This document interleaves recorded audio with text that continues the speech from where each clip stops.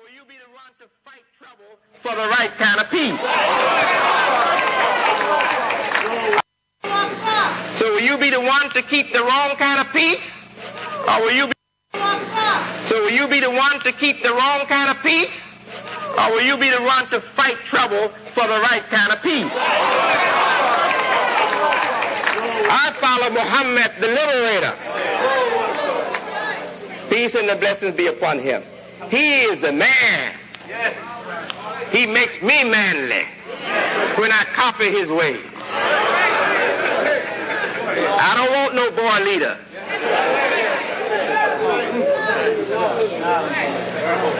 Praise be to Allah.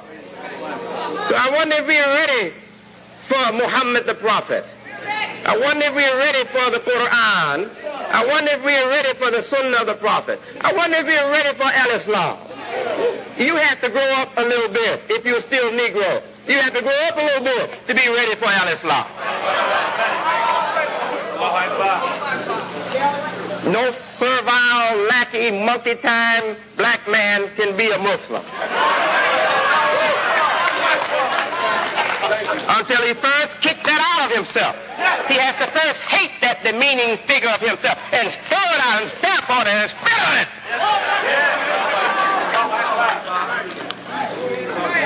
Then he'll be ready to be a good Muslim. You have to hate what Allah hates. That's what Allah says. That's what the Prophet told us.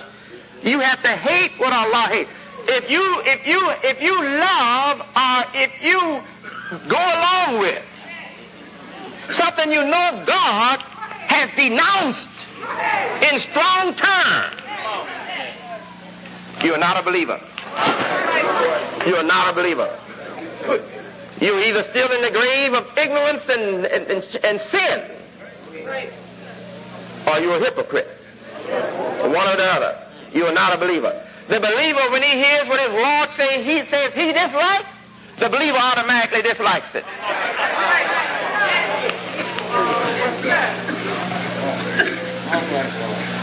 And Allah says he dislikes that slandering or abusive words against a person be broadcast, except in case where an injustice have been done.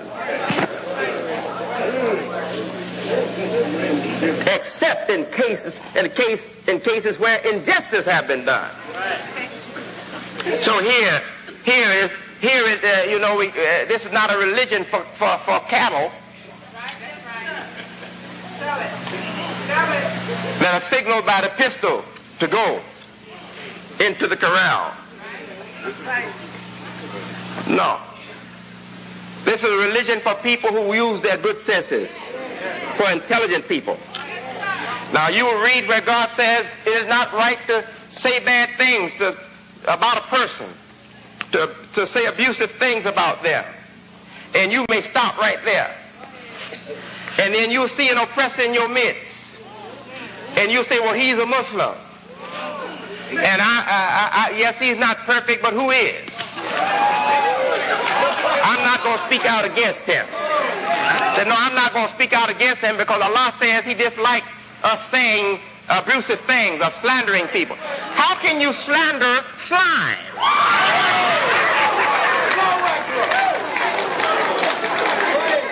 You slander the good. When you say something bad about a good person, you're slandering a good person. But if you say something bad about slime, how can you slander slime?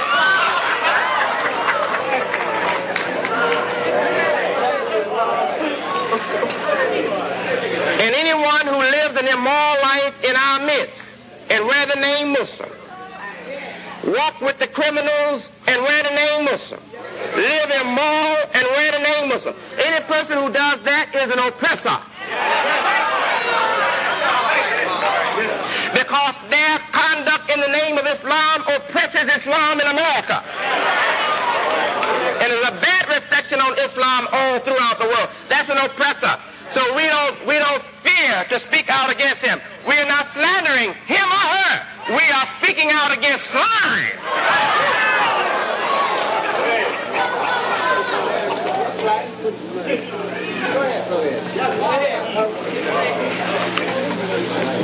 So I know when I talk to any gathering that expected me, I'm talking to two groups. More than two groups, but basically two groups. One group loves this religion and loves me because they believe that I stand for it. And another group that uses this religion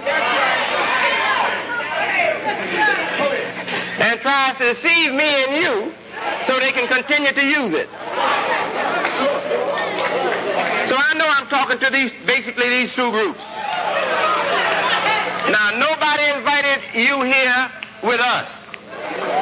So if you don't feel comfortable, blame yourself for being here.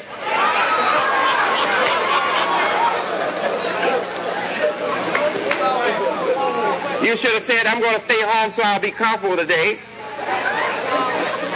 And when Imam Wazir Muhammad go back home, then I'll come out.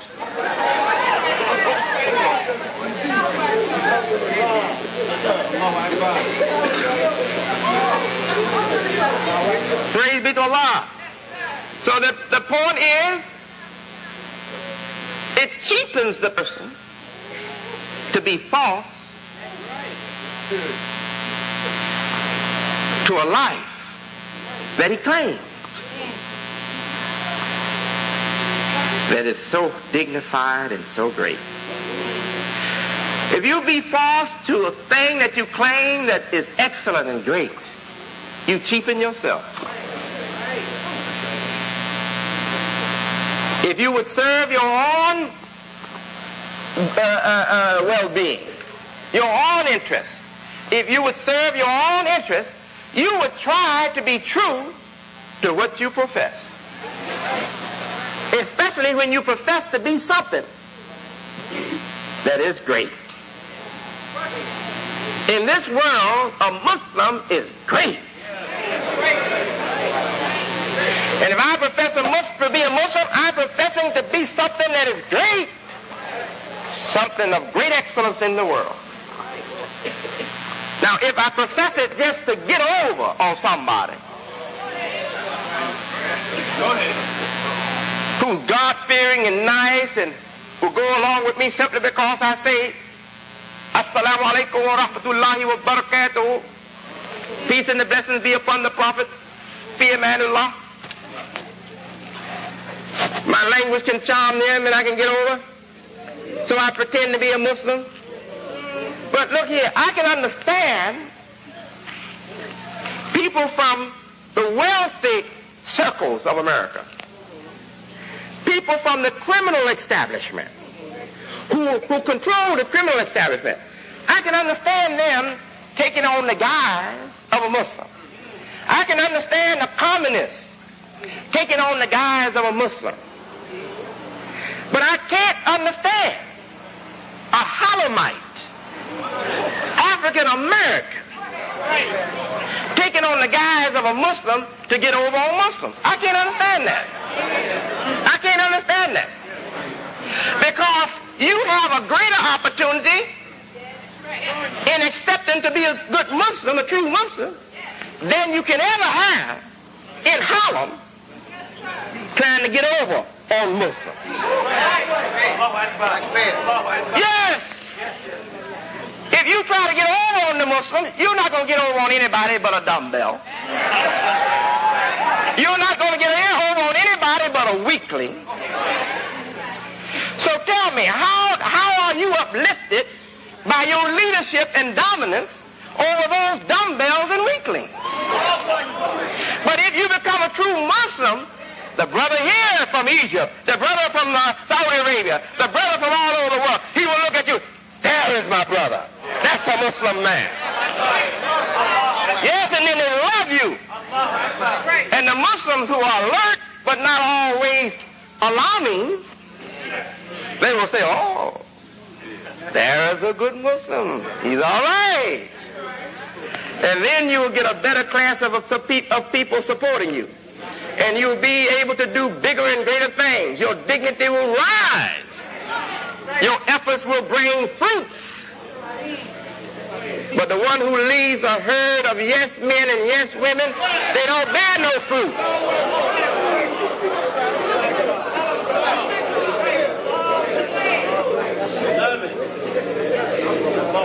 See, I'm the friend of the liberator. So I speak in the name of God, in the name of the Quran, in the name of Muhammad, peace and blessing be upon him, in the name of the liberator. And I plead with you to stop cheapening yourself. The opportunity to be a good Muslim is the opportunity to be free. The opportunity to realize a sense of worth and dignity that you never can have being other than Muslim in America. And I feel the urge to just beg you to give your decision a second thought. To look at those that you are working for and give your decision a second thought. Because I am my brother's keeper. I'm not Cain, that will see my brother's weakness and will get over on him. Hit him in the head when his senses are turned in the wrong direction. I'm a Muslim. And I don't value anything more than that identity.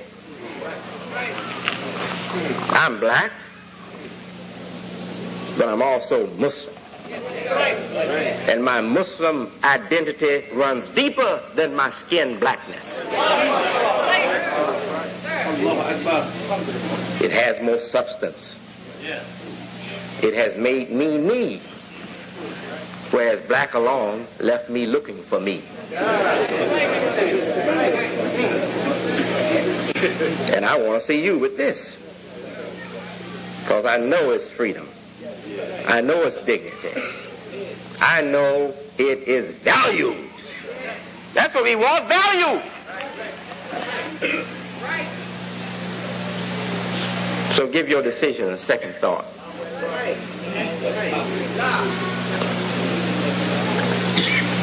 And either become a true Muslim or a true American. Either one will help your situation.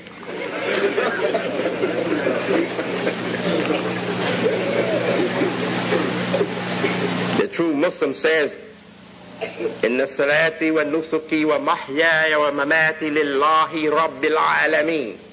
La sharika lahu wa bidhalika umirtu wa ana min al-muslimin. Surely my prayers and my sacrifices, my life and death are for Allah, the Lord of all the worlds. La sharika lahu. Nothing is like unto him. He has no partners. Wa bidhalika umirtu. And by this I am commanded. I am ordered. And I am of the Muslims. And the declaration of courage of the true American is this: give me liberty or give me death. So either be a true Muslim or a true American. Our people need help. And we need either courageous Americans in our black community or we need courageous Muslims. Now the courageous American will do nothing but give us more America. And I think our aspirations go beyond what America has to offer. But that'll be better than keeping on in your way. The way of self-degeneration. That's all it is. You follow your mean, cruel masters.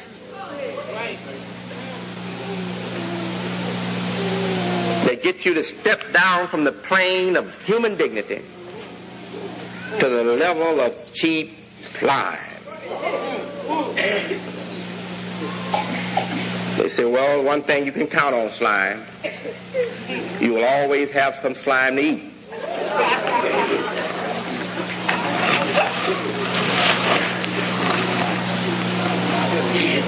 Now, Allah hasn't created any human being for that low, despicable level of life.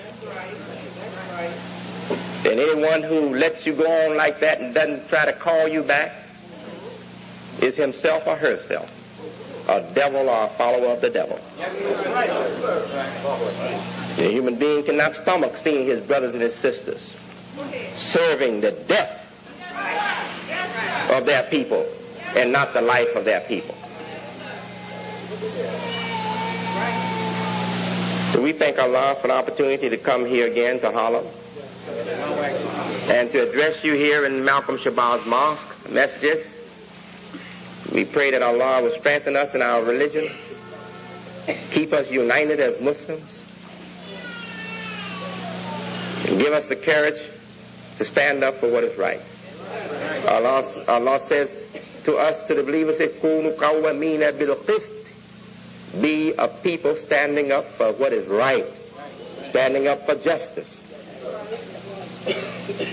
witnesses for God, though it be against a near relative, a near one of ours, though it be against a rich or poor. Allah, He demands something of us.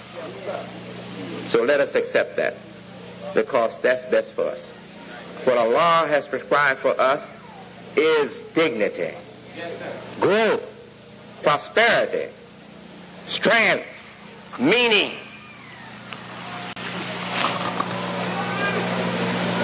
And that's what we want.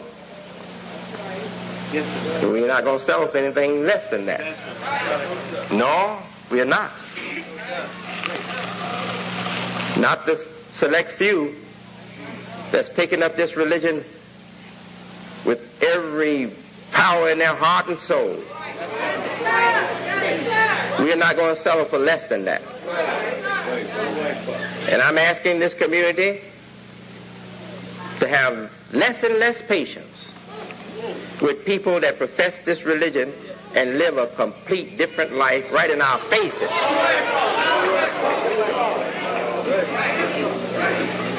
No, we're not going to tolerate that. So search your souls and then rethink your decision.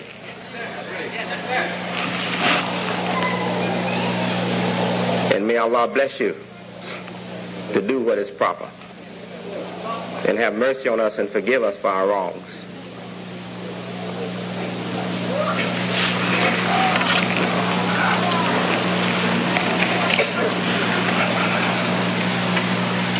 ربنا نعوذ بك من كل ذنب ربنا لا تزغ قلوبنا بعد إذ هديتنا وهب لنا من لدنك رحمة إنك أنت الوهاب ربنا أفرغ علينا صبرا وثبت أقدامنا وانصرنا على القوم الكافرين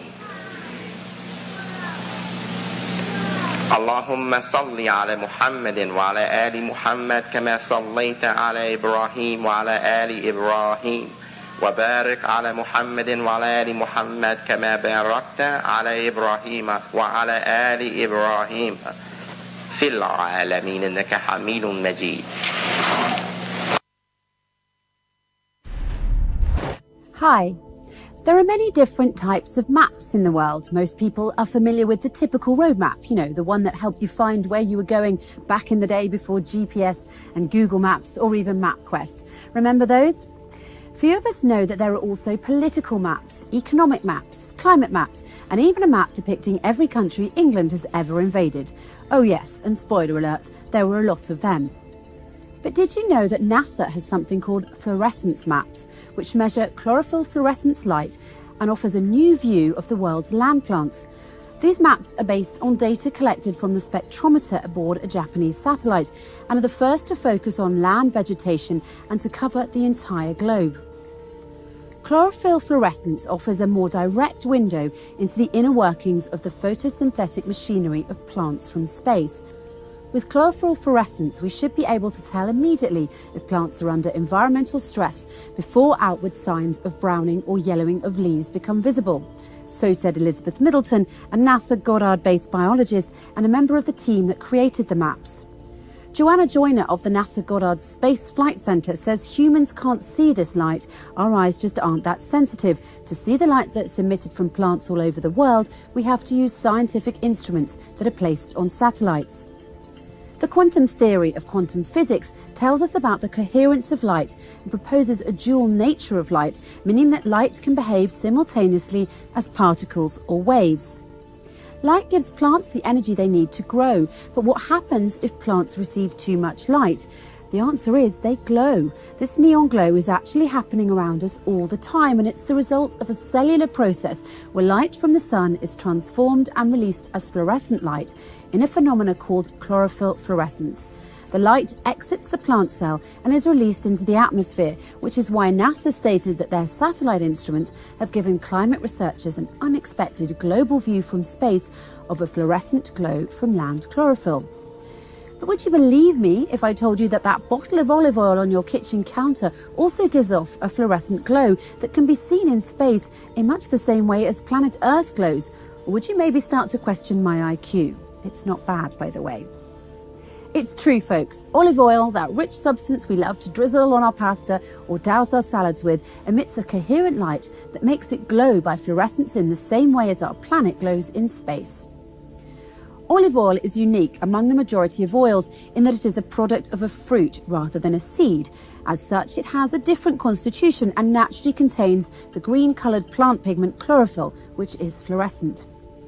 Though it may appear dull under regular light, hit a clear glass of olive oil with a green laser and the oil will glow red. And it's not just lasers that will get the olive oil to fluoresce, ultraviolet lamps will do the trick too and are accepted as an official method for the identification of the purity and grade of olive oil, according to the US Bureau of Standards.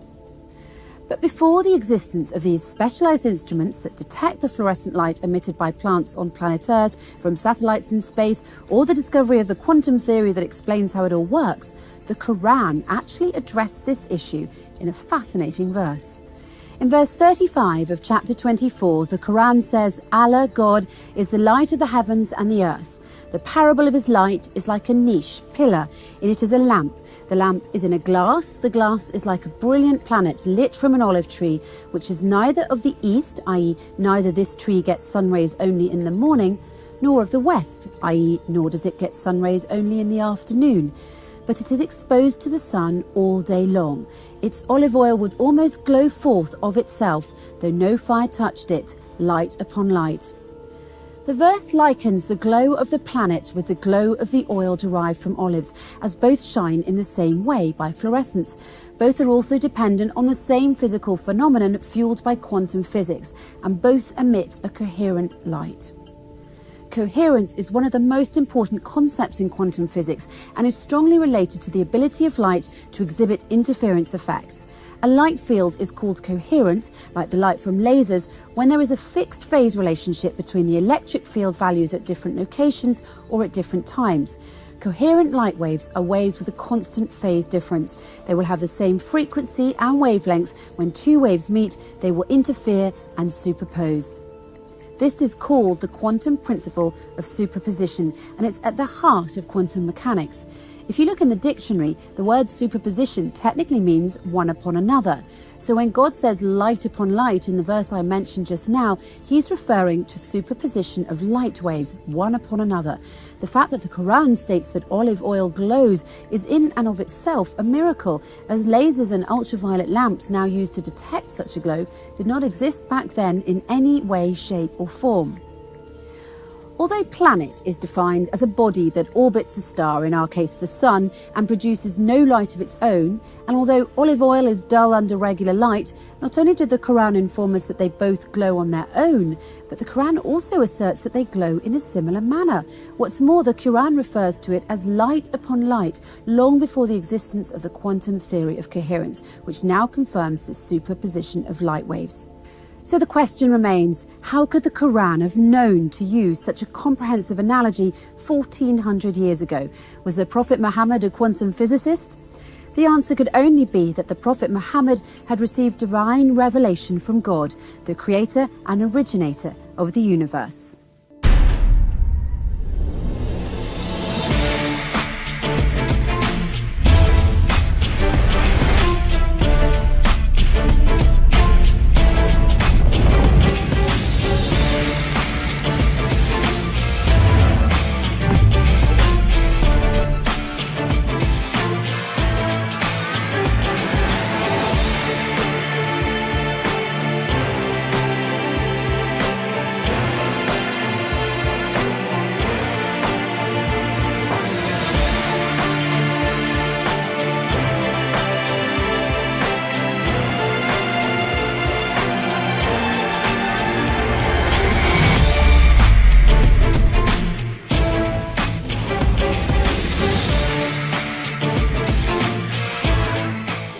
Salam alaikum.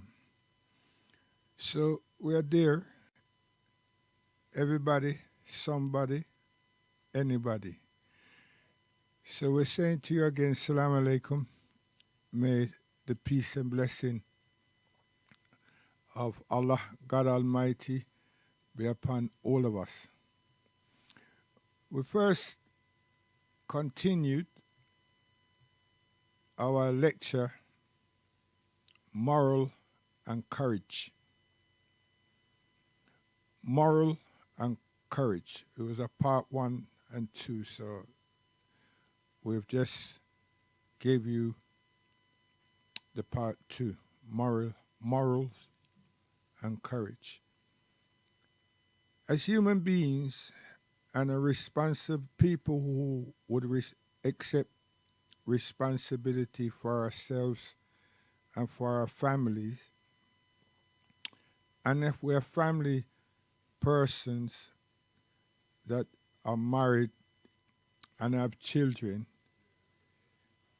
it is expected of us to be responsible, to accept responsibility, to be kind, to be understanding, and to know something of life and life expectancies.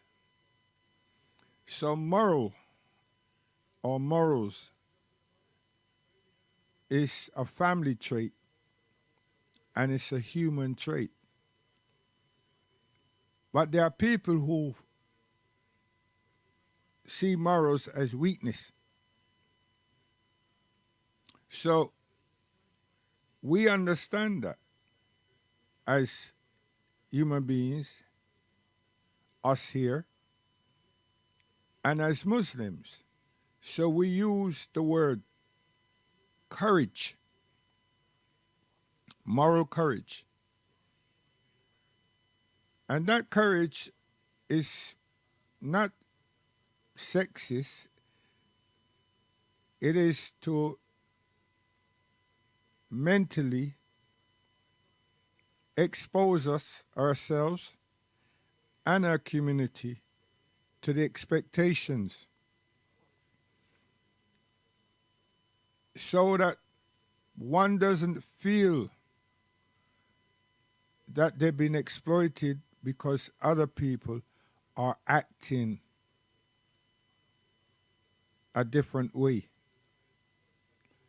And now we have left school, we're seen by others as nerds.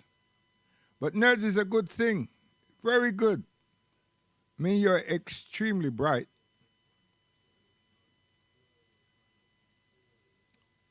But in society, in and around the communities, people would exploit a gentle person. Usually that's be the case. So we thought that to use the word courage should make us reflect on ourselves and realize that we don't have to do something extraordinary to be a moral, just human being. As black people, as African people, in the diasporas, but most importantly, as Muslims. Yeah, you know? So I do hope and I wish that those of you who hear this broadcast share it, but also understand and can reflect and take some pointers from us. Because more often than not, when Islam is being portrayed pertaining to us, it has a lot of different connotations. And what we here are about and have been about for many, many years is not to paint a picture, but to open up our hearts, not our brain, our hearts to the public. Because Al-Islam is a way of life. Al-Islam has all the institutions within it that governs every human being on this earth. And I use the word govern deliberately because it guides us. It guides us. It guides our faculties. It guides our learning. It guides our effort. It guides our life. Al-Islam. Because it is Allah subhanahu wa ta'ala, God Almighty, who are teaching the human family. Because Allah subhanahu wa ta'ala is the creator. And we seek nothing else but Allah subhanahu wa ta'ala. Not saying we don't share with our wives, we don't share with our brothers and sisters in the street. No, we're not saying that. We're saying the conduct, the institutions for our life, the shaping of our lives, the principles of our life is based on Allah subhanahu wa ta'ala's guidance and direction for us as human beings in this universe. That's what we're saying. And we will not stray from that. You can argue till cows grow wings. It will not change our perception. And why is it a perception? Is that we face society. It is a guidance. It is guidance of a surety from Allah subhanahu wa ta'ala. So it's a human perception because we have to face other people that are not like us, or their faith is not al-Islam. So we will be able to converse with them. Not try to convince them, but converse with them. And that's where our moral standings becomes extremely important in societies in this world. Yes. So the courageousness is that we will set examples. But we know that we're not to be taken and should be taken lightly. This is not the turn your cheek situation. No, that doesn't work here. That turn your cheek. Plus, we're proud for what we are and who we are. And we give praises to our parents. We don't turn from our parents and our families. We do not do that. We do not do that. So you will understand that Al-Islam is all-encompassing. But we will not be disobedient to Allah subhanahu wa ta'ala for the benefit of our families. We won't do that. Or anyone. So that's to be understood, because to say Al-Islam, accept Al-Islam as a way of life, there's no part-time. There's no knowing and then do something else. You know? So Al-Islam is very serious when it's lived in the West among people that constantly pushes us to be courageous, to show courage, you know? Yeah, and many of them many people do things deliberate to see what our actions and reactions will be. So we've learned and we've come a long way in the West. And we've come a long way as new Muslims or reverts, not new Muslims, revert. And we will continue to project the institutions of Al-Islam by using this platform to the best of our abilities when it's possible. Yeah, Al-Islam. So, newsflash, we're still having difficulties with the United Nations and England, France, Germany, and the US. Because they will not ask those people to cease fire and cease their operations. And as the days go by, they're becoming more arrogant.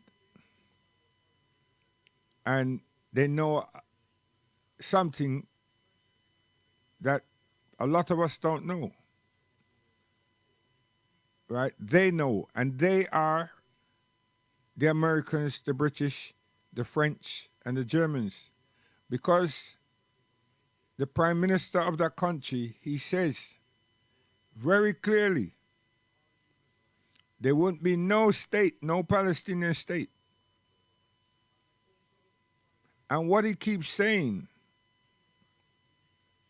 is that I've told you, and whatever he said on the 7th is what he's working with. The way he disrespected and disregarded the humanity of the Palestinian peoples and what his intention is for his people, he's not wavering. And the US knows that because he did call them, but the President of America was there immediately and they had their conversations. And the Americans used the word that Israel have a right to defend and represent themselves. That was the slogan.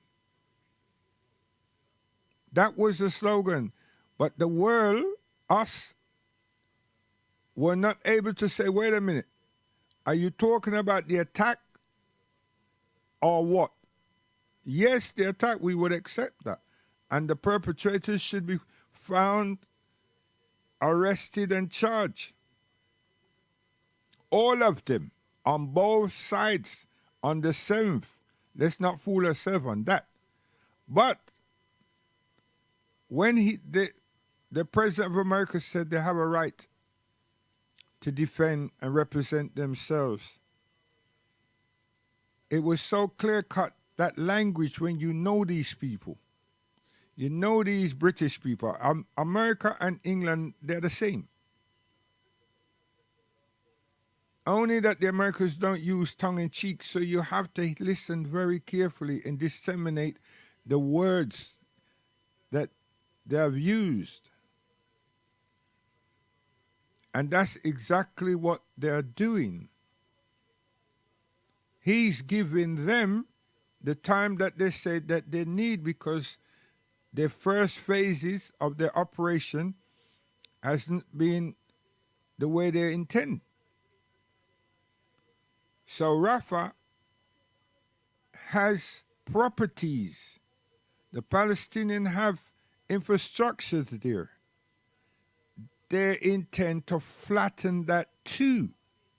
And they're only using the pretense to say that they're not even talking Hamas. They say hostages.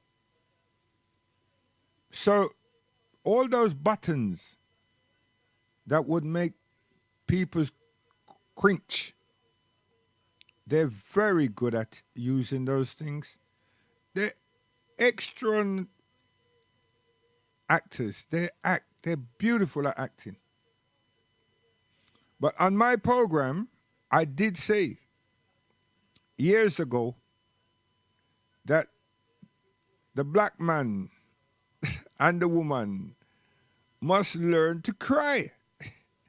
And people had to ask me why and what I was going on with. And I'm saying, when they go to Europe, when they meet in Europe, when they meet the European Unions and all these NATO, the army, the military representatives, and so forth, no matter who it is, they finish up shedding tears.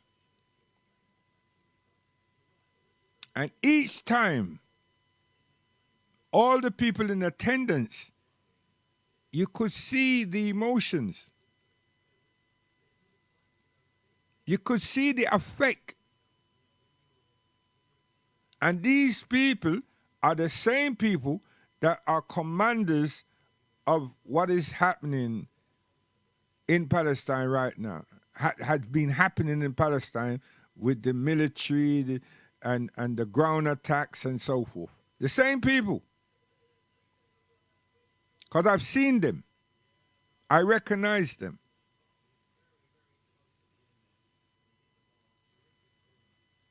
So, over 5 years, the Europeans are being conditioned because they know what is happening is wrong. Everybody does. But that group over there, that are one of the biggest funders, aids to the Palestinian people, they condition them not to be sympathetic, not to be helpful to the Palestinians. Because who would invest in something and then let some others destroy in front of your face? And it's not the people who you're helping that's destroying it. The people that you're helping, that you were helping and you're willing to help, are now being crushed. Understand what I'm saying? 5 years of conditioning. And those people would like to say stop. But the social conditioning and the geopolitics are preventing them, plus America and Britain saying we're vetoed or we will not. That's why the ICJ did not issue a warrant of arrest, but they quickly documented it instantly and issue a warrant of arrest for the Russian president. It's not dissimilar. It's accurate. It's on point. It's not two different things. It's the same authority looking and justifying the hullabaloo that was said that the Russians are doing this, and this, but they didn't say Russian. They said the president have done this, and he should be charged with murder. He should be charged with genocide. So many charges. So that went straight up to the United Nations. Voila. All right? They met, discussed, and issued a warrant of arrest for the president of Russia. There's no issuing of no warrants for the military officers soldiers and the president, prime minister, what have you, of Israel. Didn't happen. Language, is what we were deceived with. Now, the people of South Africa done a wonderful job. Yes, wonderful presentation. They did everything. But the expectation that we all had and wanted, we got. But the fullness of that expectation, we did not get. And no political bodies have been responsive, because that's the instruction that they all uttered to those judges. One thing that you must not issue is a warrant. And they didn't issue a warrant. They didn't even thought about arresting anyone. They said that they would much appreciate that government tells them what they intend to do so that they can advise them if it is genocided.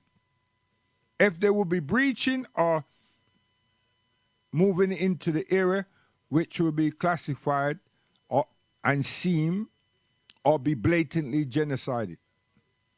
That's what was said. So tell us what you intend to do, and then we will determine if your actions will be considered as a genocide action. Come on, really? That's what happened. It's there. Listen, read it. It's there. Birds of a feather flocks together. Now, the South African president and ministers have sought these floors. Now they've been given the runaround. Now we can understand it's supremacy at work. That's why the president of that country is so adamant that he can do anything he wants to do, and there will be no repercussions whatsoever. So, as I said, the world is a-changing. Phase 1. The world is a-changing. But here's the news. They will not be successful. Mashing up the place, bulldozing, exploring hospitals, mosques, education institutions, and so on, will not be successful. All the criminal deeds are being exposed. It's like a person deciding to just stand up on the Eiffel Tower and strip. The only thing is they're high up, but their nakedness is exposed. Now, they're not naked, but they could be. They should be. Their evil and their evil intentions are being exposed to the world. Now we want to see what the world intends to do about that. They're underestimating us, thinking that we will not hold them all accountable. They're underestimating that they are good human beings on this earth. They think it's going to be a battle about Jews and Muslims. And America think it's going to be a battle with Jews and Christians against Muslims. You're sadly wrong. You're sadly wrong. It's going to be good people against evildoers. That's what it's going to be about.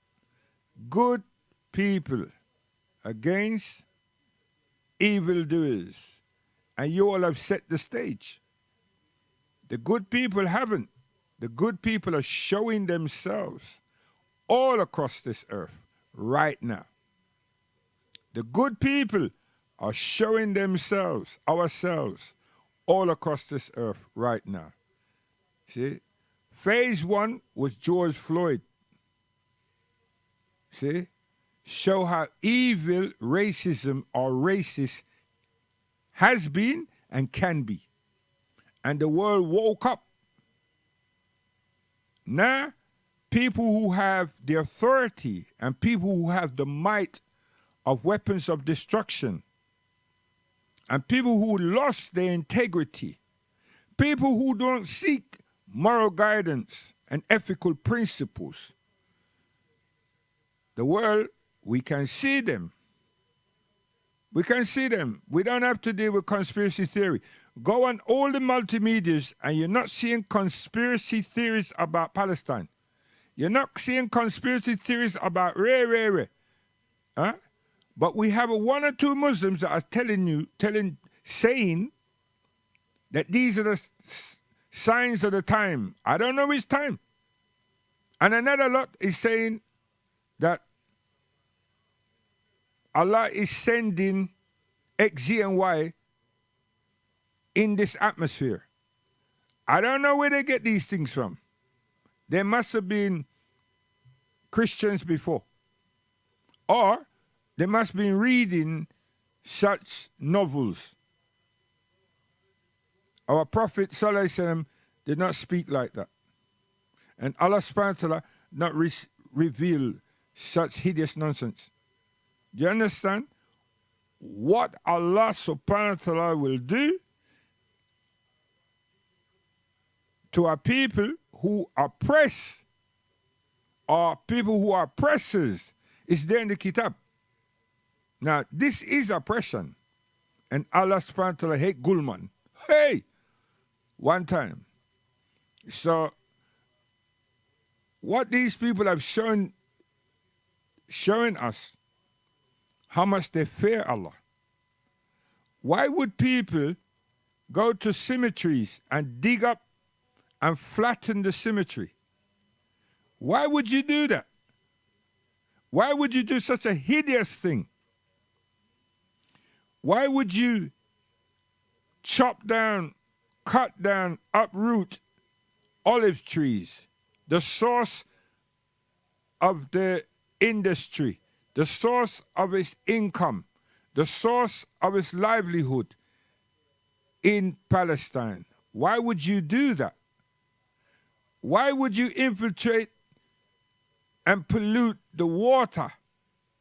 Why would you refuse to let the people have water? Why would you do that if you're not evil? May Allah subhanahu wa ta'ala have mercy on all our souls. Listen.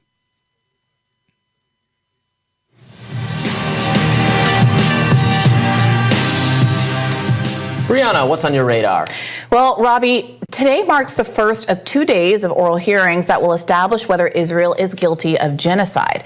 Now, it's important that we're all working from the same definition of genocide. According to the Genocide Convention, genocide is a crime committed with the intent to destroy a national, ethnic, racial, or religious group in whole or in part.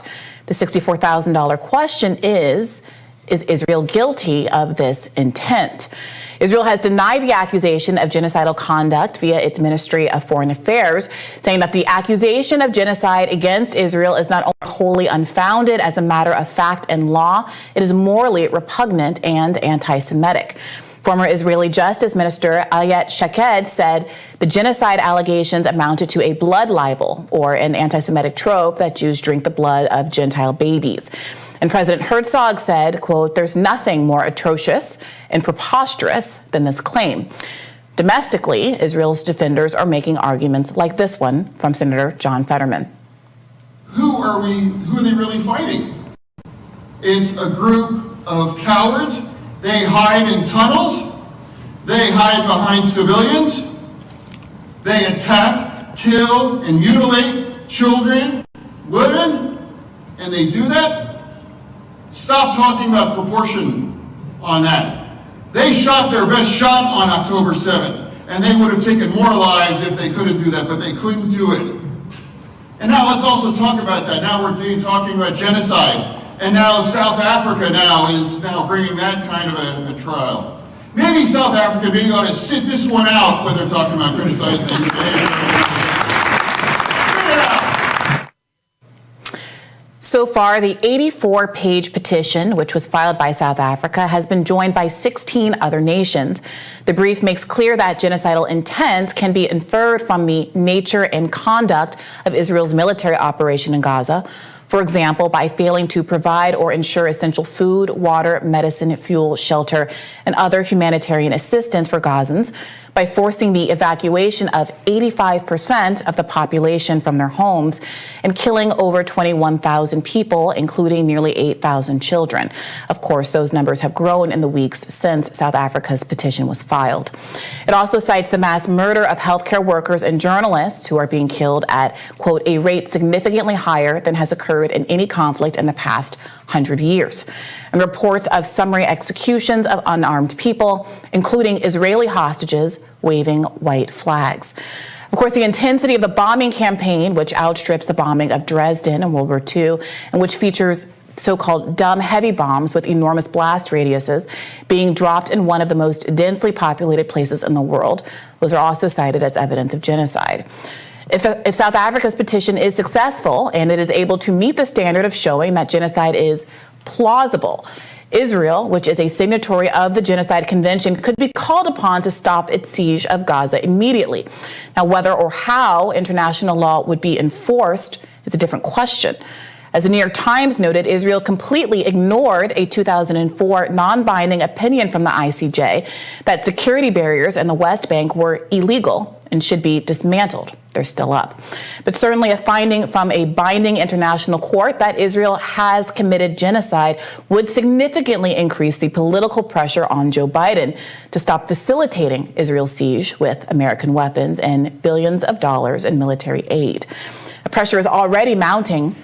Al Jazeera reported a shift in tone from Israel's prime minister as the ICJ hearings approached.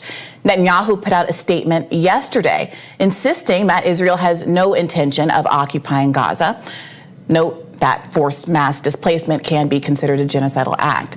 However, it's important that you know that Bibi's recent statements are in direct contradiction with a number of statements from senior Israeli officials that are cited in South Africa's 84-page petition, statements that speak directly to the question of Israel's intent to ethnically cleanse Gaza. For example, on October 9th, Israel's defense minister declared a complete siege on Gaza, barring electricity, food, water, and fuel, on the grounds that Israel was fighting human animals. He went on to say that, quote, Gaza won't return to what it was before. We will eliminate everything. If it doesn't take one day, it will take a week. It will take weeks or even months. We will reach all places. President Herzog erased the distinction between militants and civilians, saying it's an entire nation out there that is responsible. It's not true. This rhetoric about civilians not aware, not involved is absolutely not true.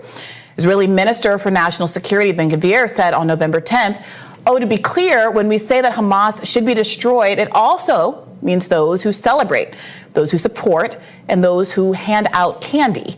They're all terrorists, and they should be destroyed.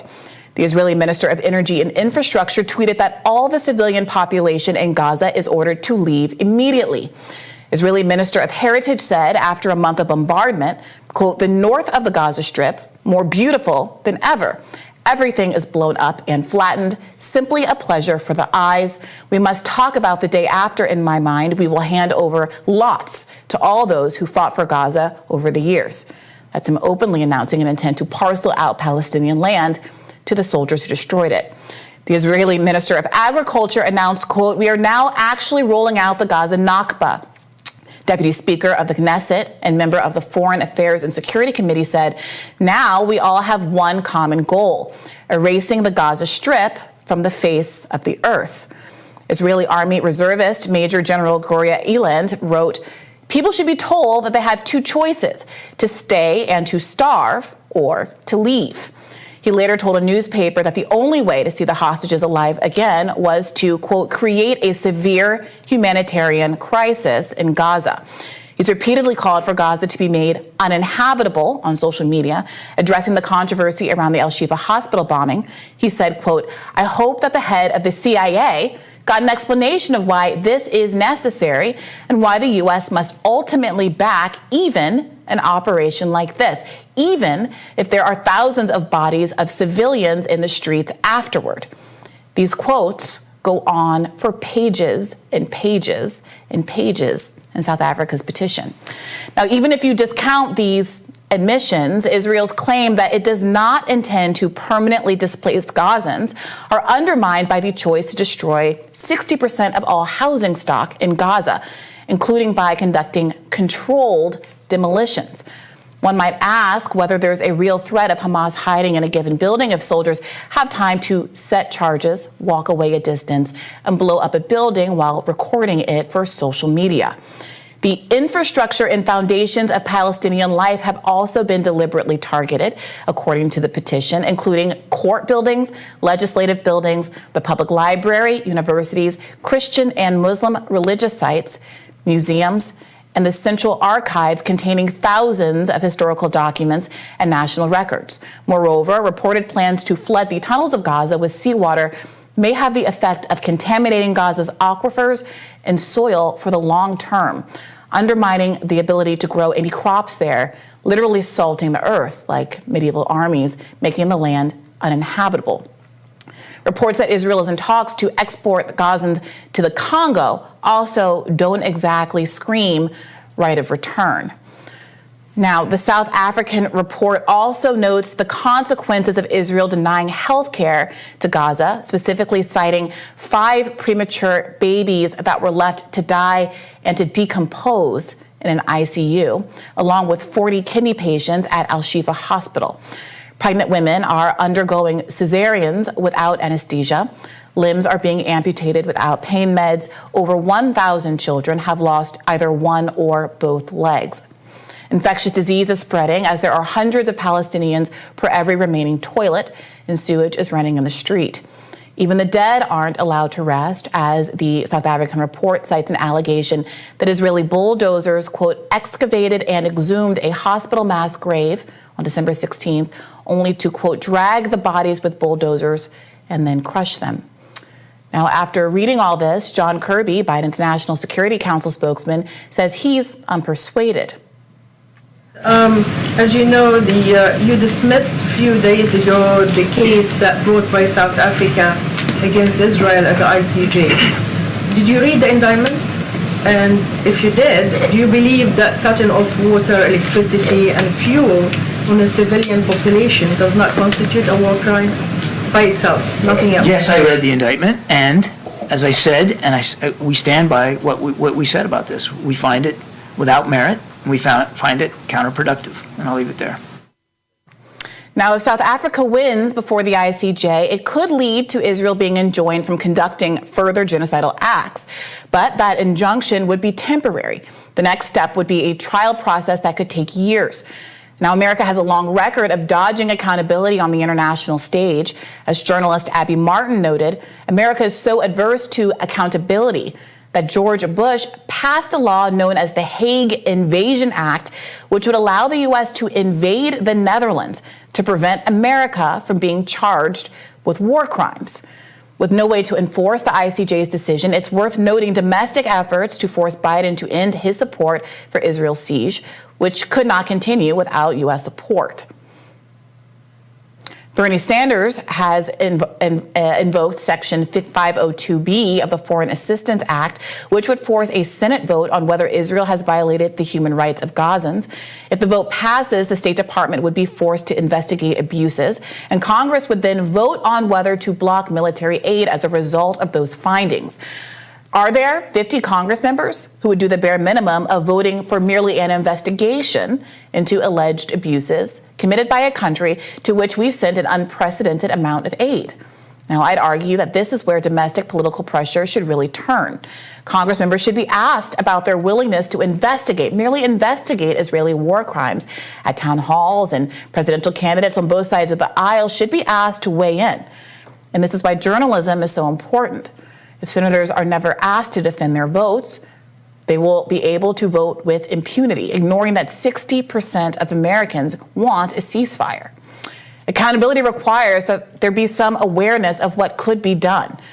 Will you vote to re-elect your Congress member if they vote down a mere investigation into Israeli war crimes while voting in favor of increased funding to a country accused of genocide? So these are the stakes before us. The hearing started being live streamed very, very early this morning at regular morning time in Europe. And already you're seeing clips of the South African petitioner making the case, citing a lot of the evidence that I included in this radar, and really interestingly using many TikToks from Israeli soldiers that they posted voluntarily to prove the point about intent and about the relationship between the statements coming from senior members of the Israeli government and the behavior of the army as they conduct the siege. Do you think calls from South African politicians to kill the Boers, kill the white people, are genocidal statements? So there are a couple of things there. Under international law, an occupied people has the right to resist, including violently. And if you are the occupier, you have an obligation to provide basic needs for the community that you're occupying, so food, water, shelter, etc. That's part of why this charge of collective punishment is such a serious one. Secondly, Israel has made the argument that Hamas are the real people who have violated international law, and they should bring this petition, and they have every right to do so. But the question is, under the Genocide Convention, to which Israel and the United States and Palestine are all signatories, there is an obligation for all of the signatories to play a role in not just condemning genocide, but stepping in and preventing genocides from happening. So that's what's going on right now. Hamas has not killed additional, it has killed soldiers in the purpose of this war, but it has not killed any additional Israeli civilians since October 7th. And so the question is, what are you enjoining Hamas from doing? On the other side of things, you have over 23,000 people now that have been killed, and many more stand to die because of the hygiene and sanitary situation in Gaza, with disease spreading quite widely, most people living in tents, millions of people unhoused, and an entire country destroyed from an infrastructural perspective. And the question is, what is the obligation of all the signatories of the Genocide Convention to force Israel to stop the ongoing actions that are happening right now? I guess if international law is only capable of preventing the victims of a terrorist attack from wiping out the perpetrators of that, some people will ask, should international law be followed or have some kind of validity if it only constrains the regular state actors and does nothing or can do nothing to prevent the kind of terrorism that Hamas engages in and that a majority of the people in Gaza support?